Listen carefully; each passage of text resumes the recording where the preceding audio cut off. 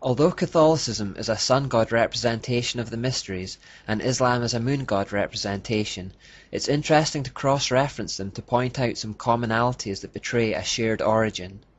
Since the end goal of Satan is to undo the scattering of Babylon and return the world to a single one-world religion, it is these kinds of commonalities that he will play upon to bring that unity at the end of time, not just with Catholicism and Islam, but with all religion that stems from Babylon. For example, let's compare the habit that Catholic nuns wear with the hijab that Islamic women are expected to wear. They're almost identical.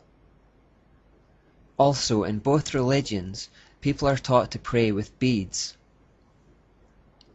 Just as Muhammad is said to have received his revelation in a cave, Mary is also depicted as living in caves or grottos in Catholicism. As I've already pointed out, this practice links them to the underground Babylonian worship of Nebo, who was said to have come out of the hole in the ground, and puts us in mind of Revelation 13:11 that talks about a beast coming out from the earth. The mysteries were often celebrated in caves or grottos, and this explains the origin of this practice today and why revelations from Satan are so often given in the darkness.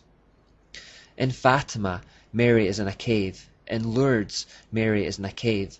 The Pope and Catholic followers enter into these caves to venerate her and thus perpetuate the Babylonian system. Today we may also associate grottos with the secular Christmas character, Santa Claus.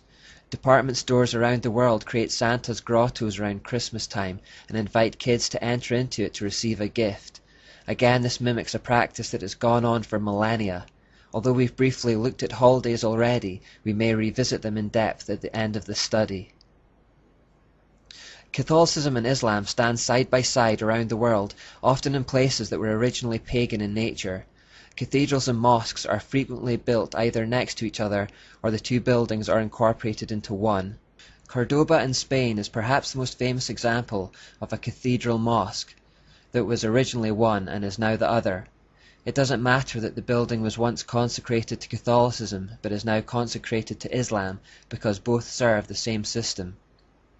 We have noted the sun symbolism in Catholicism. Even though Islam is the moon god version, they still have some sun imagery like on the ceiling of the King Abdullah Mosque in Jordan. Not entirely different to the concept behind St. Peter's Dome in the Basilica. The sounds of the religions are also similarly solemn. This is the sound of an Islamic call to prayer. أشهد أن لا إله إلا الله.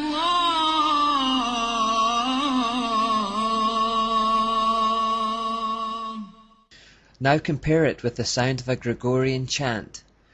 They are both similarly haunting, mournful, and melancholic.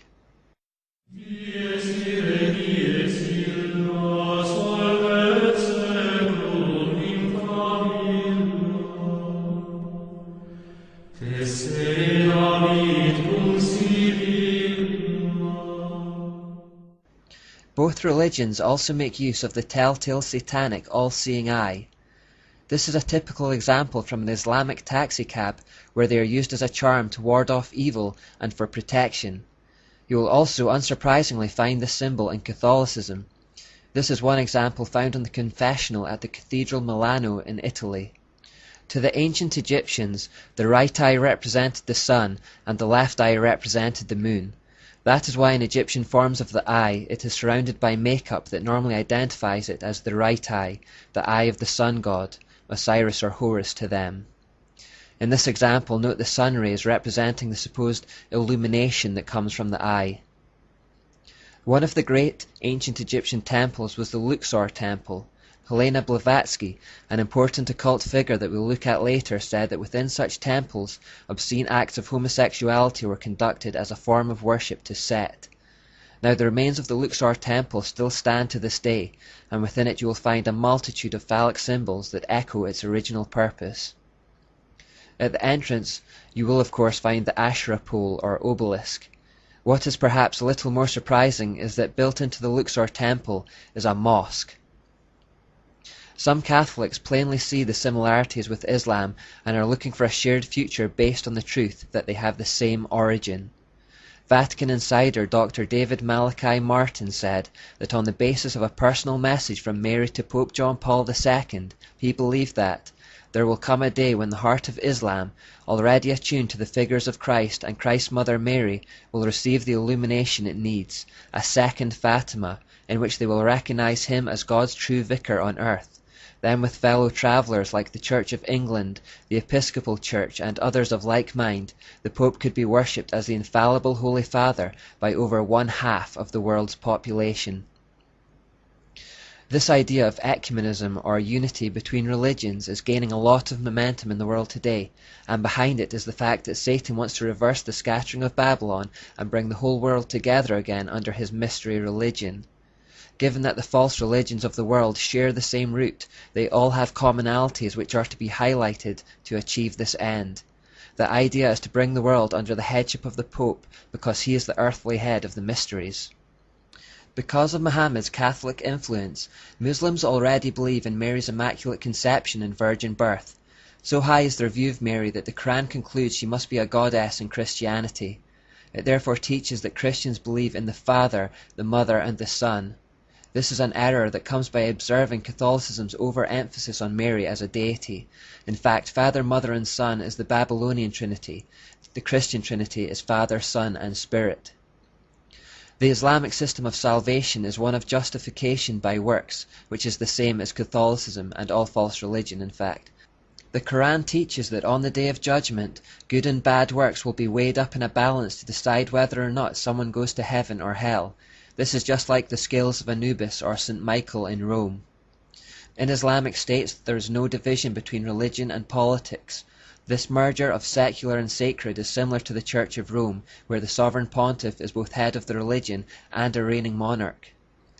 A final similarity with the Church of Rome is persecution, firstly of Jews and secondly of Christians. This is an indicator of Satan's presence. The Jews were granted full citizenship of Rome in 212 AD. However, when the empire became Catholicized under Constantine 100 years later, this toleration of Jews declined and persecution began. This was the start of a long history of terrible persecution of Jews by the Church of Rome. Likewise, we have already seen how Muhammad developed a hatred of the Jews and took to attacking and massacring them. In conclusion, we should be careful not to bow to the pressure of the politically correct lobby and blaspheme the name of God by placing him on a level with Allah, or to even suggest that they are one and the same under different names. Allah is Baal. We should also be clear in refusing to compromise with Catholicism and its Babylonian ways.